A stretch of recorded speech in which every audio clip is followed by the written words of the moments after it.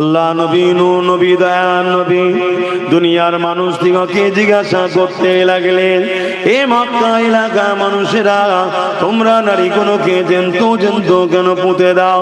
কেননা আমার রাসূলুল্লাহ আসার আগে আইয়ামে জাহিলিয়াতের যুগে মানুষরা নারীদের ঘরে জ্যান্ত পুঁতে দিত। পুরো পৃথিবীর চরিত্র এমন ছিল, নারীদেরকে ভোগের পাত্রী বানিয়ে দিয়েছিল, নারীদেরকে বাজারে নিলামে তোলা হতো, তাদেরকে ধনীরা খরিদ করে নিয়ে যেত, তাদের উরসের সন্তান হতো, ওই সন্তান যদি পুত্র সন্তান হতো, ওই সন্তানটাকে নিয়ে নারীটাকে হত্যা করে দিত। এই ছিল পৃথিবীর চরিত্র। ১,৫০০ বছর আগের কথা বলছি। আল্লাহ নবী নূহ নবী দয়ার নবী এসে ওই নারীর বাবাদের ঘরে বলতে লাগলো, কেন আপনারা নারীগুলোকে জ্যান্ত জ্যান্ত পুঁতে দিচ্ছে? আমি রাসূলুল্লাহ জানতে চাইছি। ওই সময় তারা বলেছিল, আব্দুল্লাহর বেটা মুহাম্মদ, নারী হলো অশুভ, নারীদের বাঁচার কোনো অধিকার নাই, নারীর বাবার মাথায় হাত হয়ে থাকে, এই জন্য নারী হলে আমরা জ্যান্ত পুঁতে দিই। এ মায়ের জাতেরা মন দিয়ে শোনে, এ মায়ের জাতেরা মন দিয়ে শোনে। এই পৃথিবীতে যারা এক আল্লাহকে মানত না, যারা এক আল্লাহর অনুসারী করতো না, যারা এক আল্লাহর দাসত্ব করতো না, ৩৬০টা নকল খোদাকে মানত, তারা নারীকে কত অসভ্য মনে করত, নারীগুলোকে জ্যান্ত জ্যান্ত পুঁতে দিত। আমার নবী পাক এসে তাদেরকে বুঝালেন, না না না, এটা তোমাদের কুসংস্কার। মহান স্রষ্টা যিনি পুত্র সন্তান দেয়, তিনি কন্যা সন্তান দেয়, কারণ এদের দুজনের মিলনের বিনিময়ে পৃথিবীতে মনুষ্য জাতির আবির্ভাব হবে, মনুষ্য জাতির বিকাশ হবে, মনুষ্য জাতি বাড়তে থাকবে। এই নারীদের সম্মান আছে, নারীদেরকে মেরে দিও না। আল্লাহ নবী বুঝাতে লাগলে, এ দুনিয়ার মানুষেরা, আল্লাহ নবী জানিয়ে দিল, কারো ঘরে যদি প্রথম কন্যা সন্তান হয়, এর মানে ওই বাপকে আল্লাহ জান্নাতে সংবাদ দেয়। আরো জোরে বলুন সুবহান।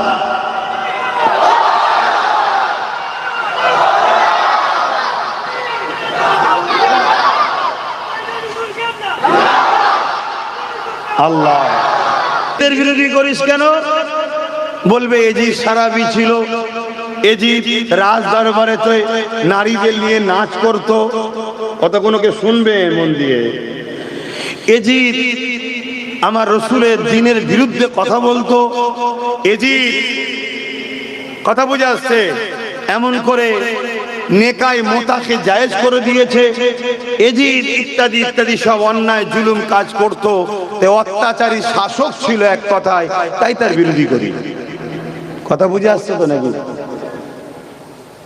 তাহলে আজকে যদি কারো সঙ্গে ফেরাউনের মিল পাওয়া যায়, কারো কাজে যদি নমরুদের মিল পাওয়া যায়, কারো কাজে যদি এজিদের মিল পাওয়া যায়, তার বিরোধী করবি না? বলছে না। কেন? বলছে ওগুলো তো মরে গেছে, ওর বিরুদ্ধে বললে কেস টেস হবে না, তাই বলছি। জ্যান্ত ফেরাউনের বিরুদ্ধে বললে যদি কেস হয়ে যায়, কথা শুনছেন না শোনেননি?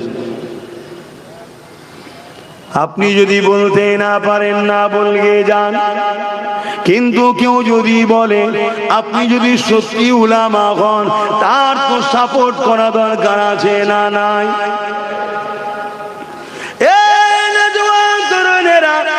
আপনি যদি বলতে না পারো, এ আমার আব্বা মায়েরা বোনেরা, তোমরাও যদি বলতে প্রতিবাদ নাও পারো, কিন্তু যদি কেউ বলে তার সাথ দেওয়া দরকার আছে না নাই? কিন্তু দুঃখের বিষয় আজকে দেখছি, সাথ দেওয়া তো দূরের কথা, আজকের ফেরাউনদের সঙ্গে একদল উলামা মিশে গেছে, আজকে নমরুদদের সঙ্গে একদল উলামা মিশে গেছে, আজকের এজিদের সঙ্গে একদল আলেম উলামা ইমাম মিশে গেছে।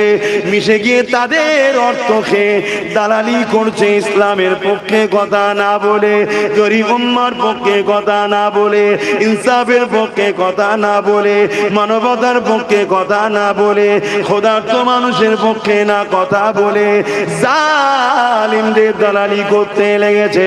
অথচ নবী আমার জানিয়ে দিলে এক ইহুদি আল্লাহ নবীর কাছে আসলো, ইসলামের সব থেকে ভালো কাজ কোনটা? আল্লাহ নবী জানিয়ে দিলেন ক্ষুধার্ত মানুষকে খানা খাওয়ানো। এই যুবকেরা, তরুণেরা, ক্ষুধার্ত মানুষকে খানা খাওয়ানো ইসলামের সব থেকে ভালো কাজ। কিন্তু আজ আমরা ক্ষুধার্ত মানুষকে খানা যারা দেয়নি, ক্ষুধার্ত মানুষের খানা যারা কেড়ে নিচ্ছে, ক্ষুধার্ত মানুষের রুজি রুটি যারা কেড়ে নিচ্ছে, ক্ষুধার্ত মানুষকে আরো যারা গরিব বানাতে চাইছে, তাদের পক্ষপাতিত্ব যদি করে, এই উলামা গুলোকে আল্লাহ নবীর ভাষাতে শাররুল উলামা বলা হয়, মন্দ উলামা বলা হয়।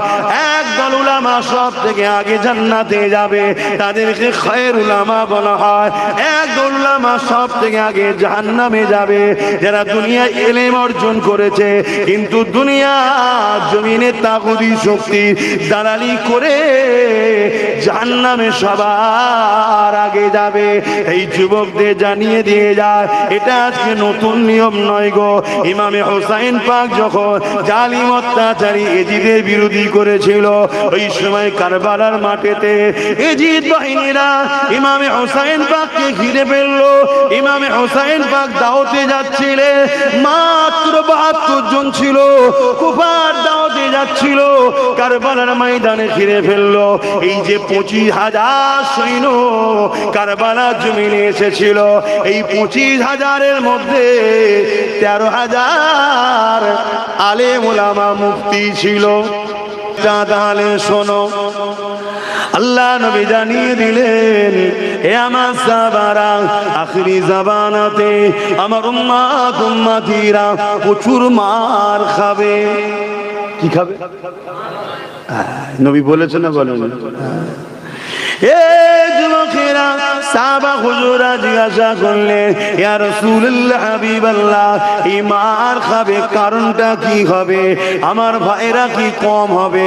অর্থাৎ মুসলমানের সংখ্যা কি কম হবে? আল্লাহ নবী বললেন, না, সংখ্যা কম হবে না, তারপরও মার খাবে। নবী আরেকটু বলেছে, যেমন ক্ষুধার্ত পশুগুলো খাদ্যের থালির ওপরে ঝাঁপিয়ে পড়ে, এইভাবে আমার উম্মতের ওপরে ঝাঁপিয়ে পড়বে, তাদেরকে নুচে নুচে ছিঁড়ে ফিরে খাবে। আজ আমরা চোখে দেখতে পাচ্ছি, মবলিং চিমের নামে তাবরেজকে মেরে ফেললো, জুনায়েদকে মেরে ফেললো, আসফাকুল্লাহকে মেরে ফেললো, এমন করে হাফিজকে মেরে ফেললো, চারিদিকে এমন করে মেরে ফেললো। আসানসোলে হাফিজ ইমাম সাহেবের ছেলেকে মেরে ফেললো, চারিদিকে পিটিয়ে পিটিয়ে পিটিয়ে হিংস্র পশুগুলো ভিড় করে উম্মতে মুহাম্মাদীকে ছিঁড়ে ফিরে মেরে ফেলতে লেগেছে। নবী পাকের কথা মিলে যেতে লেগেছে। অথচ সংখ্যা আমরা কিন্তু কম নয়।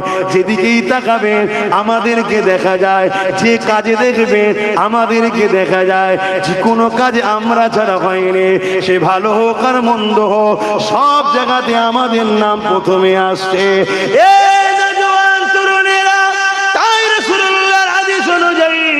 আজ আমরা সংখ্যা তো কম নয়, এরপরও মার খেতে আমরা শুরু করে দিয়েছি। এর কারণটা কি?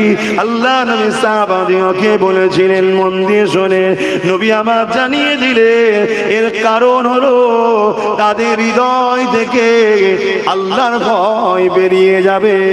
দুনিয়ার ভয়, মৃত্যুর ভয়, তাগুত জালিম শাসকের ভয় তাদের হৃদয়ে ঢুকে যাবে। এই আল্লাহর ভয় বেরিয়ে যাবার দরুন তাগুত জালিম শাসকের ভয় ঢুকে যাবে। অর্থাৎ যাদের হৃদয়ে আল্লাহর ভয় থাকে, তাদের হৃদয়ে ফেরাউনের ভয় ঢুকতে পারে না, নমরুদ সাদ্দাদের ভয় ঢুকতে পারে না, আজকের ফেরাউন বিজেপির ভয় ঢুকতে পারে না। কিন্তু যাদের হৃদয় থেকে আল্লাহর ভয় বেরিয়ে যাবে, তাদের হৃদয়ে এই ভয়গুলো বাসা বাঁধবে। আল্লাহর ভয় বেরিয়ে যাওয়ার জন্য আমার আল্লাহ দুনিয়ার জালিমদের অন্তরে এই মুসলমানদের ভয়কে উঠিয়ে দেবে। গত 50-100 বছর আগে যারা আমাদের দোরের গোড়ায় এসে দাঁড়িয়ে থাকতো, আমাদের কাছে পারমিশন নিয়ে ঘরে ঢুকতো, যারা আজকে দিন রাত মিডিয়াতে দিন রাত রাস্তাঘাটে আমাদেরকে কুকুর বিড়ালের মতো মারছের কারণ একটাই, আমাদের হৃদয় থেকে আল্লাহর ভয় বেরিয়ে গেছে। এই জালিমদের অন্তর থেকে আল্লাহ আমাদের ভয় বার করে দিয়েছে। এই আজ আমরা বিচ্যুতি লাঞ্ছিত হচ্ছি। এই জায়গা থেকে উদ্ধার হবার একটাই রাস্তা, আল্লাহ ছাড়া দ্বিতীয় কাউকে ভয় করব না। আরো জোরে বলুন সুবহান।